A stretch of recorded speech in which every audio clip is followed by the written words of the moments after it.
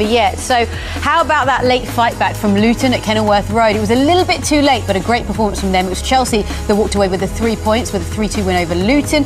Villa with the same scoreline, a huge win for them over Burnley. Crystal Palace beat Brentford 3-1. Brentford now suffering a 5th defeat in a row. Manchester City kept the clean sheet against Sheffield United, fired 2 past them. Wolves with a 3-0 win over Everton. They've made it 3 wins in a row now. Nottingham Forest, a late goal for them, but they beat Manchester United 2-1 to add further pressure on those Manchester United players and Ten Hag. There's confirmation of today's results. Both of the home sides with the 3 wins, big wins for both of those teams. And for Liverpool, they are in action on the 1st of January against Newcastle, and then West Ham and Brighton, both coming off the back of big wins, go head-to-head. Both of those games should be very exciting indeed. So let's show you how all campaign they have had. Manchester City in 3rd and Arsenal end the year 4th in the table, and it's Tottenham that are just 1 point behind them, with West Ham completing that top 6. So back-to-back London derby defeats for Arsenal. What does the manager have to say about it all? Here he is, Mikel Arteta. Mikel, how has a day that started so well ended in such disappointment for you? Because we weren't good enough, simple as that. We lost a game 3 days ago that we fully deserved to win because we were so good, and today we were nowhere near the level. Why do you think that was? I mean, against West Ham, you've spoken about the fact it was just the goals that evaded you, but why do you think you struggled so much to find your general rhythm this afternoon? We conceded 2 very similar goals to them. After direct play, we gave the ball away and reorganization in our box and set plays. And we didn't generate enough today. Our rhythm wasn't good enough in attack, our purpose, and defensively we were second best in every action. How surprising was the reaction, you know, to finally get that goal that was evading you at West Ham so early? Were you quite shocked at the fact that the players couldn't capitalise then after that? Well, you have to play 100 minutes in this league, so it's not enough to play a few actions. And as I said, it's a really sad day because today we didn't deserve to win the game. With the changes that you made at half-time and with 20 minutes to go, changing shape as well, what were you trying to do there? How did you see the game at that point? Well, to try to change the dynamic of the game for sure, and to put more players inside, to have much more threat in those actions, but we never got going because we gave every ball away. And we could not dominate the direct play, so if you don't do any of those 2, then very difficult to generate any momentum. With just 1 clean sheet across the month of December, there's been a lot of talk about goal scoring, but would you say you have equally concerns about the defending in your side at the moment as well? Well, both sides, obviously, the way we conceded the goals today as well, but this is football, and credit to Fulham as well, and we're very unlucky on the second one, but it's part of football. 4 points of the last 15 available. Just how costly has this period felt to your title hopes this season? Well, very different ones. We have a great performance against Liverpool. We had a great performance against West Ham and we didn't win. And today was the one that you have to isolate because that was the worst performance of the season.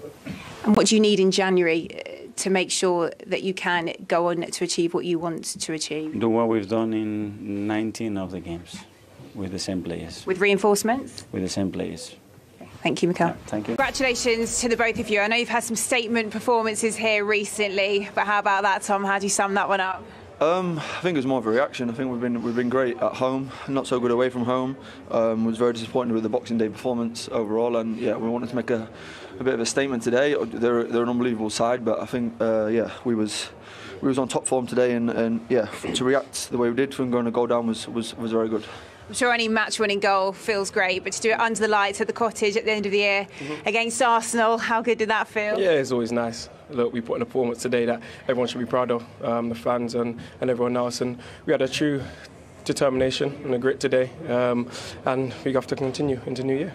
Despite the difficult start, as the game wore on, was it a case of more and more you really sensed that opportunity there for you this afternoon? Yeah, I think we were resilient in our shape. We all knew what we was doing. Everyone was working hard and working for each other. And on the ball, we was very good. We understand how we can hurt them. And thankfully for me, I got the goal, right place, right time. But the lads worked really hard today and deserved the victory. Yeah, Tom, you played your part in the first goal there, a beautiful assist. It just looked like everything was falling for you, it was clicking for you out there. Is that how it felt? Yeah, I feel like I said, even though we went to go down early on, I feel like there's still a belief amongst us. I mean, we've been very good here, so we've got a really feel-good factor at home. But yeah, it was key to get the equalising goal. It was a great finish from Raul, and yeah, we kind of built on from that really. feel-good factor. I think we can see it in you. It's been a turbulent month, hasn't it? But for you personally, it looks like you're really enjoying that consistency that you're getting out there. Yeah, I'm enjoying my football. It's been an unbelievable 2.5 years that the manager's been here. The club's come on leaps and bounds, and yeah, the last couple of months I've been playing good football, but I can't do that without my teammates, and we're striving for better things. What a way for you to close out the year. How much are you looking forward now to getting into 2024 and putting a couple of tricky weeks behind you? Yeah, no, but it's a positive. We can obviously build on this, build on our performance, and hopefully in the new year we can pick up results. Obviously we've got big cup games coming up as well, so we just build on that and keep going. Well done to the both of you. Tom, you are the player of the match today, so Bob, if you wouldn't mind doing the honours, thank you. Congratulations, my friend. Wow, he said a lot there, and he started with saying they simply weren't good enough. Yeah. Righty, what did you make of that interview? Obviously, he's very disappointed, which is understandable. But I think that rather than that, he's got to try and get it out of his players. It has to lie at his door. Why, for whatever reason, the intensity and the drive for a prize that is more than worth it. Where has the effort and the intensity gone? You know, whereas people expressing themselves, frontmen, getting the ball, making things happen, people taking chances, you know, rather than everything being safe. And again, like dropping off like we did in the first half, where's that come from? You know, we're a team that can go forward with really dynamic players. And the manager, as much as he's saying that we weren't good enough, why weren't we good enough? What's happened? What we're working on to make sure that we are good enough, because we've got the players. We can't make the excuse about Saliba not being there, or we've got a Declan Rice now. You know, we cannot make the excuse of players who are missing. We have now got to be pushing forward to try and win this league, and I can't see it at the moment. I cannot see how we're going to get that intensity back. If I'm looking at it right now, I don't know where it's coming from, because I can't see it coming off the bench for us. So let's flip this the other way around. As former players, you will have been in a position where you've gone through a tough patch many times in your careers, I'm sure, as well as the highs, there are the lows, right? What do you need to hear as players from your manager or from your team or from the coaching staff? What do you need as players to get yourself back? It's not so much what you need to hear. I think you obviously, when you play, the amount of analysis you do and your repetition of watching that and then trying to replicate that, you know, in the training pitch. Doing too much and giving too much information when you're in a down patch, I think can be quite daunting. I think can be quite difficult for players to take that overload of information on, especially when you talk mental fatigue. Adding extra information doesn't really help. I think Arteta said it there. He's got a group of players that he trusts in. It's the same group of players. They've added a few additions to that. I just think this season, I think what Arteta's got to do, and we've spoken about it before, and right, you've heard him say it numerous times, there needs to be a plan B. And I think that's the problem at Arsenal at the minute. They've got a plan A, and when it works really well. But when it doesn't work, they struggle with that plan B, and the bench isn't strong enough. His changes today, I'd ask Arteta, what did your changes didn't change the game? So you speak about, I'm bringing these players into the game to make a difference, to change the intensity, to change the dynamic of the team. It didn't do any of that. So maybe question marks around his decision-making in terms of who he brings in and who he brings out. And Nketiah, for me, didn't do enough today.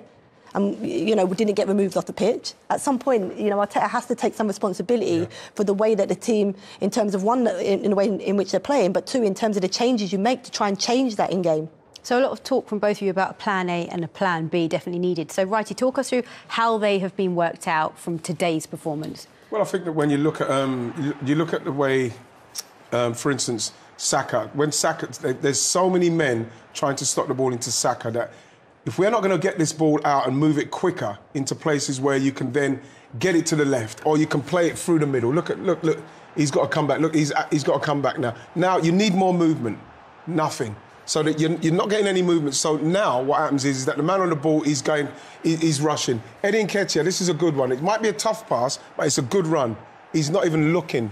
Tomiyasu's not even looking. So when we say plan B, these are the things that it's got to happen. You can't keep passing it across. The plan B is to, OK, if you're going to be like that and you're going to have that line, we're going to go over the top of you. You know, you've got to be part. Look at Gabriel. He needs something. He needs something. No one's moving in front of him. He's got to go back. You see, he's putting his arms up. So those are the situations where, with good players, you have to take chances. You have to pass the ball into those areas. Saka's got to hold the ball up. These are the things that you have to now do. This is attrition. You know what I mean? So when it comes into Saka, he knows, I have to hold this. so that I can lay it to him so he could do his bit on it. These are the things that they have to work on, because people will go tight on Saka, they'll go tight on Martinelli, and they'll go tight on Ødegaard. And then they'll restrict your passing from the defence into Ødegaard so he can't turn to then pass it to the Saka. And so what's happened is, people know that. You stop Ødegaard, you're probably going to stop the service to these guys. You stop Rice, getting Rice's face, he'll pass sideways. That is what they've worked out. So now what's our plan B? That is where it comes from. But what they, and to add to that, right, is that what they did a lot in areas was then they all got in the same line. So you'd see at times where Havertz would join, or the front four, and get very flat. And when you're in a flat line, in terms of like passing and getting those links, it's quite difficult. If you're in the same line and you play a square pass, which happens at times, the goal come from that, they got nicked on. If that happens, a square pass, it's easier for the opposition to just nick and go. Playing on different lines make it really difficult for defenders to get out and go and try and win the ball back. Arsenal were too flat in terms of their line, in terms of their movement, and it was predictable in terms of reading it as a defender. I don't think Fulham were dragged in areas that they felt uncomfortable defensively. They were pretty much in a good shape throughout the game and wasn't really broken. They had that 5 and 4 in front, quite comfortable throughout the game. Well, we've just seen the fixture list there, and you can see the next match in the Premier League is the 20th of January, so that's, what, a 3-week break? Might this help? I think so. I think that you will slowly pick yourself up as time goes by, because you're going to have the time to. But then what's going to happen is that you've got to go into a game, and then you've got to start a game well again. And then, like, for instance, today, they started a game well, they score first. We need to see how they react when we come back from the break to that. Are we going to stop? Are you going to drop off? Or are you going to go for it? Because, yes, they may need a rest. Maybe they might be mentally fatigued and physically fatigued. But now it's going to be a mental problem for them, because what's happened is that in the games, they've been very subdued in the games, and they're not taking chances on passing the balls into places where you can create and bring people out so you can turn them and maybe get a shot. So hopefully the break will do something for them, Seema. But something's going to have to change drastically with Arsenal. Something has to change. Do you know what, as well, the difference for Arsenal? You think back, because even listening to Declan Rice's interview, very flat, Arteta's very flat. Last year, when you heard Arteta speaking after a defeat, it was still quite, you know, in terms of his voice, it was there, it was proud. My team aren't expected to be here. But I think maybe in-house their expectation has changed based on what they achieved last year in terms of pushing City to the end. And now they're thinking, actually, we can go on and win it with the additions they've got. So that expectation changes. Now they're expected to win. And when they don't, it seems like the end of the world for them. And that's how it felt listening to those interviews there. OK, well, they are in action. They're in League Cup action, that is. Sorry, FA Cup action against Liverpool coming up before that 20th of January match against Palace. OK. It's amazing how quickly the narrative changed from a chance to go top of the table at the end of the year to 1 win in 5. You're so good at tactically analysing a game. What went wrong today from where you were playing? I don't know, to be honest, because we had the chances again. You know, whether we were going to draw the game or win the game, we had the chances. And we didn't put it in the back of the net. You know, it was a very disappointing performance considering we went 1-0 up, and you know we could have played much better. But look, Fulham sat in strong, scored 2 goals we could have prevented, and you know that's where we need to demand more from each other. You know, that's where we're fighting up the top at the end of the table, and goals that we've conceded can't happen. Arteta said these 2 matches were the difficult games that you've got to go and win the title, but you have a defeat. Everyone says the title race is going to be a concern. Manchester City have a defeat. They say it's just how competitive the league is. Is there a perception still on Arsenal that just one defeat sends you off the rail? Yeah, look, like every season, there's always so much talk surrounding Arsenal and the title. You know, I don't get involved in it, neither do the players. Like I said, it's about what we can control and winning football matches. We obviously haven't done that the last 2 games, and it's not ideal. But look, there's still a long way to go in the Premier League. Still, 18 more games. We're such a good side. You know, we ain't going to let this put us down. Obviously, we've let the fans down today. We let ourselves down with the performance, but you know, overall, you know, 2023 has been positive for Arsenal, and we're looking to go one step further in 2024, and you know, stay on it. You've had some moments that you found those last-minute winners from nowhere yourself personally, but personally for you, looking back at this first half of a season with Arsenal, what do you want to improve on your game more? Is it dictating play from midfield more consistently, or getting more goals? Where would you be happier in your performances? No, I think we dominate the ball most games, to be honest with you. We have so much possession. Teams are constantly sitting back against us, doubling up on us. You know, that's what you expect, you know, when you're a top side. Probably from my point of view, scoring more goals, like you said. That's probably the main one, and I've got it in my locker. But it's about adding the goals, you know. It's not the be-all and end-all that I score more goals, because I've been playing well, but it'd be nice to score more goals for sure. And with the team bouncing back from this, what has Mikel said? And what do you say to people that say he's too over-reliant on a starting 11, and that's why, having done so brilliantly, coping with the Champions League and with the games, that now perhaps that's tallying the depth in the squad? Yeah, look, I've been doing this for 3 years, you know, Europe and Premier League, you know, with footballers. At the end of the day, it's down to us to get ourselves in the right condition to be able to play these games. I wouldn't put it down to tiredness and rotating the squad. You know, everyone's fit, everyone's ready. Obviously, we've had injuries, but so's every other team in the Premier League. It's just about what we can control. And like you said, 2 defeats isn't what we've wanted, but still a long, long way to go, and we'll stay positive. You bounced back already well this season from setbacks. Tell us about that dressing room. Do you think you're inching towards a title that you're winners? Sorry, say that again? Do you think you're inching towards the title that you're winners? Obviously not at the moment, where we're sitting after today. Well, like I said, it's all the talk comes from the media and people outside of Arsenal. You know, inside we got so close last year, and this year, of course, we want to win it. But like I said, we can't control what others are doing. We can only control what we're doing. And the 2 defeats hasn't been good, but like I said, we're going to try and win the next game, and then we're going to try and keep winning football matches, and hopefully by the end of it, we'll have some success. So that's what we're aiming for. It's like me passing it to Jason and him giving it me back so I can give it to you. Yes. Why? Yeah. But that's the team he's in. But Andy, you look at all the teams that win the Premier League. You look at Liverpool's team, Jordan Henderson. All right, maybe not as gifted as Declan Rice. Definitely not. But vocally, he would drag that team back from a defeat. He would drag 0-0. Your team mirrors your coach's personality. This is what I'm trying to say. No, I agree. That mirrors your Klopp's personality. But Arsenal don't personality. They don't have one. But if you're on the pitch, it's nice. But if you're on the pitch, you can take it upon yourself to go, I'm not happy with this. Just surely that you don't need to listen to your manager. I think he would. I know we might not see it. I don't get. I don't get that Rice sits in that pitch and played there today and accepts that he played a ball. Okay. He played a ball into Odegaard. Okay, it was the wrong side, and Odegaard just sort of like give it one of them, and he went. Declan Rice went like that, and then they turned around and they chased back. Maybe he expected better from his skipper. But like, I mean, I've seen Jordan Henderson scream at Andy Roberts, any player on the pitch. He might not be a screamer, though. Not good enough. Show more. Do better. You've got to do this. You've got to do that. Yeah, but don't you think? I know. Listen, I understand you're defending him, and part of me wants to as well. No. But somebody of that quality, don't you think, should be able to go out there today and say, do you know what?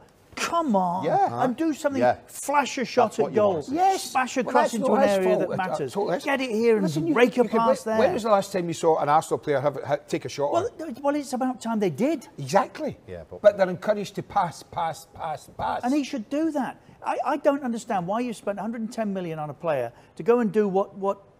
I mean, you could put Frank McClintock in there, and he could still do that. Give him more responsibility.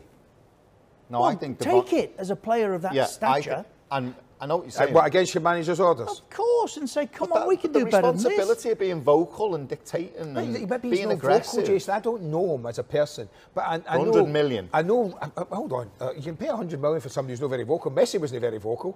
Neither was Ronaldo. Well, that was completely different kind of player. What I'm saying to you is, you're either vocal, or you're not. Roy Keane, I can tell you, was vocal. Patrick Vieira. Right? Patrick was vocal. Right, who's the Man City captain at the moment? Who's captain at Odegaard. No, City. Oh, City's captain. Is it Rod Silver, is it, I think? Oh, Walker. Walker. There you go. Yeah, but I'm not saying that he needs to be vocal. I'm saying he needs to put what he used to do at West Ham. I've seen nothing of at Arsenal. Get involved. Start making passes that hurt people. Yes, I agree. Start taking shots at goals. Yes. Because Arsenal don't shoot at the goal. Okay, put yourself in this position. Don't go back and stand between your centre-backs and go, I can pop it in there. Wait a minute. What if he's getting that? What if he does that the second half? He tries 2 or 3 or 4 passes and they don't come off. Whereas Steven Gerrard would have, and hold on, Steven's at the time, he would have done that, but he wouldn't have got disappointed with 3 or 4 passes. He'd have kept doing it. But what I'm saying is, I bet you if he tried that his coach would be on the touchline saying, Declan, keep the football. Well, why doesn't he try it? And let's see. Why didn't he go out on that pitch and say, I've got more to give than just Maybe he will. this? Arsenal. Follow, as Declan Rice just said. And we were talking about the game as we were watching it. Not only, Righty, did they look physically tired, they look a little bit mentally fatigued as well. I think what Arsenal, what they're learning, and maybe they're a couple of years ahead. I thought last season was fantastic for the squad, young squad. This squad's quite young as well. Then you've added Declan Rice, you added Kai Havertz to it. Jesus is fit, Saliba's fit. There's not many. There's no excuses now. But like I think it comes down to knowing where you are at this stage of the season and why I said at the start of this. We have to. This is a staying in contact, staying in touch with the guys. Why you have to win this game, and mentally should have learned a lot from last season with some of the games that we dropped points. Is knowing that you're going to go to Fulham, it's going to be tough. The worst thing is you do not lose the game, and I think that when you look at the amount of spaces and the amount of the lack of movement, the lack of intensity, which the manager asked for at the start, you have to worry. And this is why I mentioned.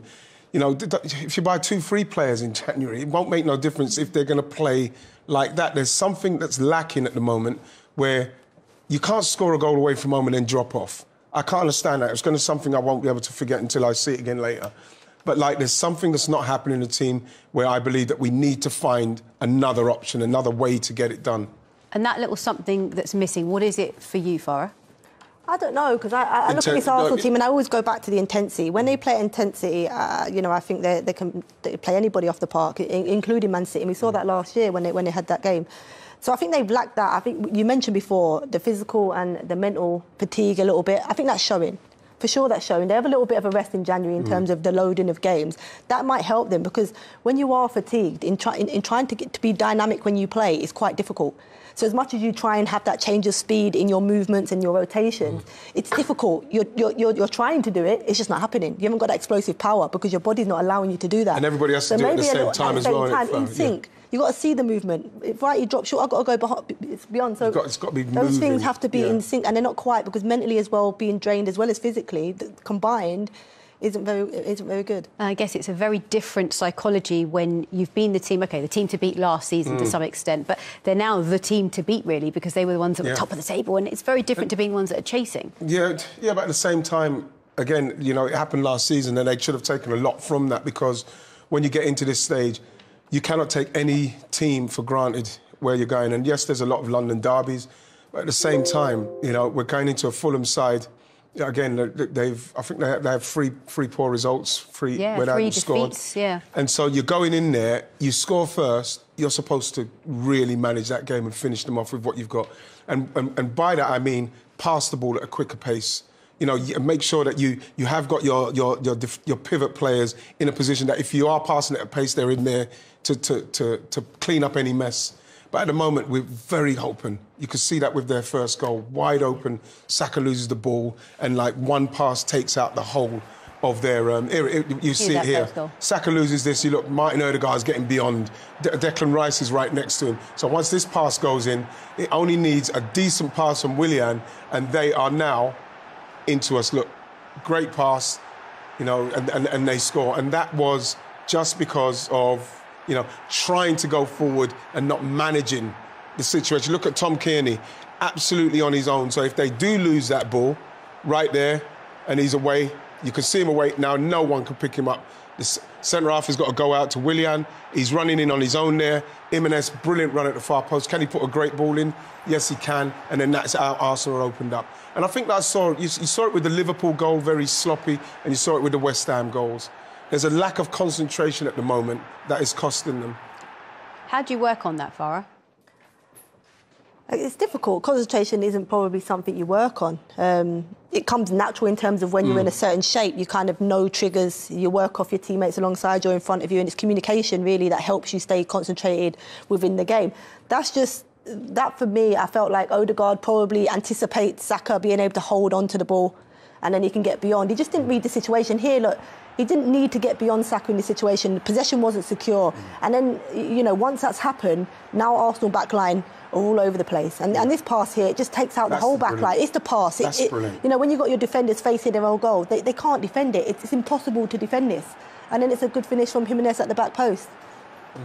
What was the difference, Righty, if any, between what we saw against West Ham and what we saw today? Not too much, to be honest. I think, you know, again, we've said it a few times, the intensity. You're playing at home, you're trying to secure top spot in the league.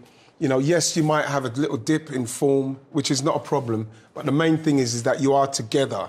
Like we was just saying there, is that when we work so hard on certain situations that will appear in a game. Like even that Saka, we'd work on that. So if you do lose it, then this is what you do. So that is the kind of stuff they have to go back to those basics of making everything tight. Making it tight. Saka cannot lose the ball there. Martin Odegaard cannot go beyond him. Declan Rice should not be level with Saka in that position. You know, so then when he holds it, he's got more than one option. So then if the defender does, he done really well against him, Robinson. He gave him no breather. If he does win it, then we're in a place where we say, OK, they've got possession, but they can't break on us. That is what we need to be doing. And I never saw it against West Ham. I didn't see it against Liverpool. You know, there's something that's happened where we've kind of checked out with the marginal differences in this league, which makes such a difference. Yeah, it is about Arsenal, they have to adapt, right? They're trying to play exactly the same way as they did. Like, you think of Man City, Pep's always evolving his team, always trying to get better the following season. Arsenal playing the same sort of way. So today, Saka, in terms of his movement, was quite easy for Robinson to read and coming behind and tackle quite often. Well, look, I don't know if anyone was quite surprised because Fulham had a lot more control, I guess, over the game, that they actually ended up winning it. So talk us through De Cordova's winning goal here. Well, like, to be honest, Farah saw something that I you know what I mean, I didn't see. It was Gabriel Magalhaes, wasn't it? Gabriel, yeah, it's just here. It just doesn't need to get involved. You've got to talk about concentration. This is something, set pieces, always crucial. You've got to be switched on to them. And I just felt like he got himself too involved here. Look, not switched on, ball's gone past him. By the time he adjusts his feet, he's stretching, it ricochets off him, then on to Tomiyasu, and then De Cordova-Reid, just, you know, here it just falls nicely to him and he puts it in the back of the net. But this is the play he should have been marking. So he just lacked concentration there for, you know, a second, and this is what happens, set pieces. You know the thing with that as well, now I'm looking at it, I'm thinking to myself, because Gabriel Magalhaes is such a big guy, De Cordova-Reid is a smaller guy, I thought that he should be more dominant in the situation. So as once it comes over the first, once this comes over here, that's okay, it's over his head. But there, that one when he does the leg, he's got to be going, once this ball comes back, he's got to be moving to attack it, go towards to attack the ball instead of waiting. You know what I mean? But you look at the space he's in, he doesn't move out of that space in the whole time. And that can't be right. You've got to be a defender, you've got to be on the move, getting ready to head something and react to it. And in that instance, you know, again, those margins of getting that wrong, that little bit of marking, has cost them. De Cordova-Reid, 6th goal of the season. They're doing pretty well, aren't they? Considering they've gone 3 games, as we mentioned, without scoring a goal. To come back and win a London derby in the way that they did. Yeah, I thought they was impressive today. I think De Cordova-Reid, I thought Willian, I thought Kearney, Pellegrini, most of the Fulham, you can go through the whole team from back to front. Leno, all of them. I thought that, but they had to be. They had to be on top of their game, and they had to hope that Arsenal weren't on top of their game if they were to get anything. And that kind of what happened. But they took their chances, and the opportunities that they had, they took, and they done that well. But Jimenez was big for them coming back. The 3 games they missed, they wasn't able to score. Before the 3 games he missed, he'd come into them games in form, having scored a few goals. He got his goal today. I think it just gives them a little bit of a lift, this Fulham team. I think that we've been worked out a little bit. Like you say, the 2 fullbacks done very well on our wingers. We had it was tight. They gave us possession in a position where they were comfortable with us, and we kept passing the ball on that semicircle without too much pace, without too much intensity, without trying to break lines, without people trying to be inventive in the last third to create space. And I think that we have been worked out a bit because they mark Saka tight. You mark Gabriel Martinelli, let him have to go back that way. And then all of a sudden, you could see, like, some of the times you get our defenders on the ball trying to pass, and there's nothing there. They're putting their arms up saying, where can we pass it? These things have to be sorted out quickly. Well, Marco, congratulations. You said to us pre-match you wanted improvement pretty much across the entire pitch. Do you feel you got that today? Yes, I really feel. You knew that it's going to be really tough. Just to stop a team like Arsenal has to be really almost a complete game for ourselves in all the aspects of the game. When we started losing so early in the game, like first 5 minutes you can see the goal. Just a team that desire and the quality and the ambition to go really and to face them and to match them in all the aspects of the game can do what we did. And congratulations for the players, our fans as well. Great atmosphere in our stadium is always important, is always a big help for us. And I really believe, looking for all the match, that we deserve the 3 points. The way we reacted, our first half was really good. After the goal, we start to really play well. The way you beat their pressure, they were not able to press really high us, because we have beaten really well the pressure quality in our first build-up. We start to create from that moments, and we did really well. Our first goal is a very good example, the way we did it, and congratulations for the players. Coming into this game off the back of 3 defeats, you might have expected heads to drop when you concede so early. So where do you think that reaction has come from? This is what I said about the character and personality of our team and our players.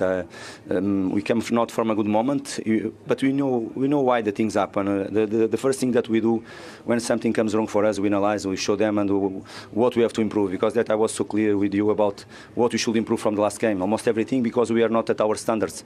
And after that goal, probably everyone is going to think, okay, it's done again, and Arsenal is going to control the game, and we turn it for us, and we start to control well the game. We start to put them under pressure. I don't remember many chances from Arsenal all the game. Our second half a little bit more low. It's true, a little bit more low. You change some things in the approach and the formation last 20 minutes as well. The players, they did it really well. Big effort from everybody. But we are always dangerous in counter-attacks in some moments, and I think we had chances even to score the third goal. How pleasing was it to have Raul Jimenez come back and get straight amongst the goals like he has? As I said to you, of course, I don't like to individualize in one player or two, but our team, our squad is not a big squad. Is in terms of numbers, all of them, they are important. Rodrigo and Vinicius, they work really hard to help the team as the others, but it's difficult for us to afford when you have a player like William and Raul so in a very good moment of form before the Newcastle match, and we lose players. Of course, Raul was not injured, William was. Raul was a harsh red card in my opinion. Should not be red card, but is what it is. But when they come back, and when you have all them available, of course we are stronger, no doubt. That manager there, Marco Silva, has managed to get an extra tune, a little bit of an extra edge out of those players, because you could see it in the performance. Yeah, but it's a London derby as well. It's a London derby when you've got an Arsenal team that's coming there who've got eyes on trying to win this league. It's a big game for a team that haven't scored in 3 games. So you're going to come and firstly, like me and Farah was just talking about, you're going to make it very difficult for them. And from Arsenal's point of view, what Arsenal got to do is say, right, we'll go with this, we'll fight with you with this, if that's what you're going to... But if you score early, then you've got to take the impetus of going and trying to finish them off. They didn't do it, and Fulham grew in the game, and in the end, like he rightly said, Fulham deserved to win the game because they really took advantage of the fact that Arsenal were very tepid in everything that they were doing today. And Fulham maximised on that. And there was a specific moment from Paulinho and his tackle on Saka that was quite a telling moment. But how good has Paulinho been, first of all? Oh, phenomenal. I think in terms of interceptions in games, in the Premier League games, he's up there, or at least tops it. But this is, look, you'll see the reaction to the fan. It gets the fans on board as well. This is a crucial tackle inside the box. Saka's here, you just see it. And that, it lifts the team. It shows that little bit of passion, commitment from the team. That's what your fans want to see, and then you get them on board, and I think that's what they did. I think once you get that, but me and Mike, as you just said, we were just talking about that. These are the type of games that are the tough ones. The teams that don't go out there to win the game. They're actually trying to survive, but in surviving, and then they sense that vulnerability that Arsenal showed them. Here's it, top of the tackles list. 84. Yeah, 84. Last season as well, he's top. Phenomenal. So, you know, this is why he's probably ranked one of the best free midfielders in the league. It's no surprise that Bayern Munich were really wanting to try and get him, and I think that he's done unbelievably well in getting his mind right mentally to focus on what he's doing at Fulham, because you can see he's a top team player, and we saw that. I thought we'd have to play well to get the best out of him. What we did do. Didn't play very well to get the best out of him, but when we did get something, you know what I mean, Paulinho was the one that came in and stopped us. So, you know, again, I think it comes down to our players to understand and recognise that when you get to this stage of the season, when you're trying to go for it, a lot of it's mental and what you're going to do. What am I willing to do to make sure that we don't lose the game and we just nick it 1-0 or we nick the draw? You know, we ain't played well, but we do not lose. We ain't in that mentality yet. Well, hopefully for the Arsenal fans... like every time Paulina sort of senses danger, that you could see that it rubs off on you, and I think that's probably what's made Tom even better defensively and offensively, because he's playing with a brilliant partner there. Yeah, goal and 3 assists for Tom Kearney in December. But as you said, the balance of that midfield seems right at the moment. You took the words out of my mouth, Kel. I was going to say the balance in there with Iwobi, who's the legs, the energy. We saw what he's brought to this side offensively and defensively. He's willing to do the work alongside Paulini, and then Tom Kearney's sort of luxury, calm, composed figure. And I think what I loved about watching him play, and we know he's gotten it in his locker because he's had to work hard to get into this team, by the way, is that he brings that sense of composure to the team, and the timing of when he releases the ball, it's just so intelligent because he gives this team the opportunity to sustain attacks, and I think that's priceless within a team. And in a midfield balance like that, I think Fulham, you know, if they can play like that again and keep moving forwards, you know, they're only going one way. I think you're so right, because they won that midfield battle today. We talk about that's where you win and lose matches. But with Rice and Odegaard and Havertz, they never quite got that balance right today. They weren't had enough energy. They didn't have that quality that they normally possess. It didn't happen very much last year when their midfield was getting outplayed. But in every department, I thought Fulham were the better side today. Considering how well Arsenal started, after 5 minutes, I thought, well, they're going to go on and win this game comfortably. That's what we normally. It was. I think it was the start that Arsenal needed after that defeat against West Ham. And this goal just comes from Castagna getting caught forward, and then Raya with the quick thinking, the ball into Havertz, just catching Fulham on the transition. And this is excellent, the way that they then progress the ball with Martinelli, and Castagna's 29 yards away out of the game. And it's just interesting to see how Arsenal then progress and what it does to Fulham's shape. And Paulini, we spoke about him before the game as being the man in that holding midfield or to come across, but this is excellent for Martinelli. He shifts his body, and then Saka, probably not with one of his finest of finishes, but I'm sure that will not matter. Getting that 6-yard box, that's where you get your goals. The other thing I'd say about Paulini, showing him down the line on his left foot, then the last second he just lets him come on his right foot, which is obviously a mistake because that's what he wants. And you can see there Saka just creeps in behind Anthony Robinson. It's a scruffy finish, to say the least, but he won't care one bit. And certainly Arsenal started well, and you thought they'd maybe go on, get another goal, but it was Fulham that then got into the ascendancy. They started to play well, create chances, and had a couple of really good sighters, and they made Arsenal nervous, and these were the good chances that they had here. In Kearney's had too much time on the ball, and if you give him that, he's got a lovely cultured left foot. This is a good ball. Jimenez gets a nice, smooth contact on that one, and then again you get Willian at the back post here. A little bit too much time. You've got to get closer to him. And that was a few warning signs, and then this is a brilliant piece of play all round. Good defending by Calvin Bassey, gets nice and tight. Paulina then picks up the scraps, and then they're off. And I especially like what Tom Kearney does here, because that's something that I feel he has to do more of in his game. If he runs without the ball, he's very cultured, very nice on it. But if you give him time, that left foot is a delicious cross into a great area. Tom there gets in a nice position. You can see that Declan Rice is out of position. He then makes that run. It's a good ball by Willian down the side, perfect weight. And a beautiful pass here and a great finish. The way that Willian waits to play that pass actually allows Jimenez and Cordova-Reid in the box to get up with play. And this pass here, like James said, spot on. Tom Kearney. Not an easy finish either. Great finish. You've got to get full contact on that. It's a brilliant finish. Yeah, it's absolutely fantastic from Fulham, and that's been a feature down the flanks. They've obviously targeted it as an area where they can exploit Arsenal, and they've been very successful at it. Yeah, Fulham have been missing goals. They've been missing Raul Jimenez. And We're up with half an hour to go. Will he not change Unai Emery, or will he reflect on what perhaps he could have done there at 2-0 up? I don't think he'll change, because let's just take the first goal for an example. He won't think that that's a tactical problem. His centre-half gave the ball away, and you just simply can't do that, and that's what he'll be taking out of it. Don't give the ball away, and we don't concede that goal. Nothing to do with the system, what he'll think. So I think he'll continue with doing what he's doing. They're having a fantastic season. They were brilliant in the first half. But, of course, that bandwagon started and it was hard to stop it at the end. It was. Gentlemen, thank you very much indeed for your company. It was Manchester United's night. And in particular, Rasmund Højlund, the Premier League wait for that goal. They certainly have. Derek Ray, joined here on the commentary box, as always, by Lee Dixon. And it's all about action from the Premier League in this case. It is Manchester City up against Tottenham Hotspur. Yeah, thank you, Derek. Always my favourite time of the week, spending time with you at games. We should be in for a belter here with these two.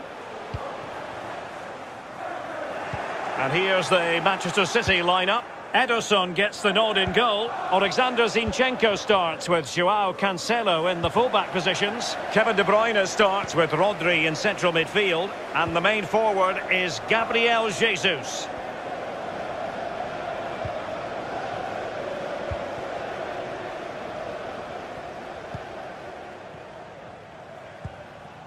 Joao Cancelo. Patient enough build-up. Can they carve out a chance? Must take the lead here. Well, they're going to be...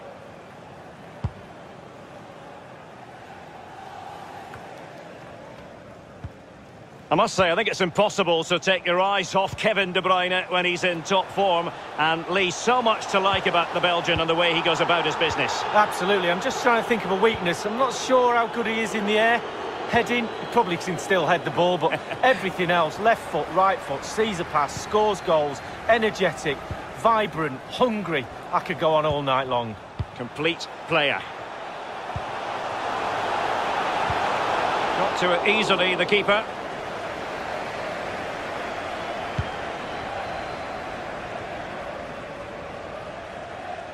Losing the ball, Dele Alli. De Bruyne threading it through.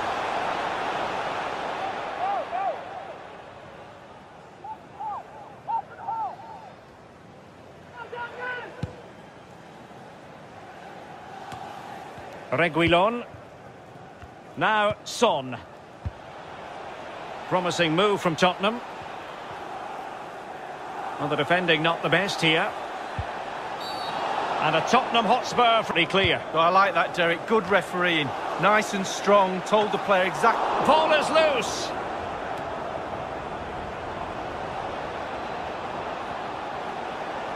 MRBEAR.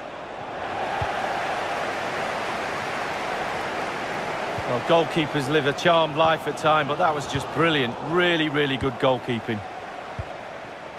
Lo Celso. Lo Celso.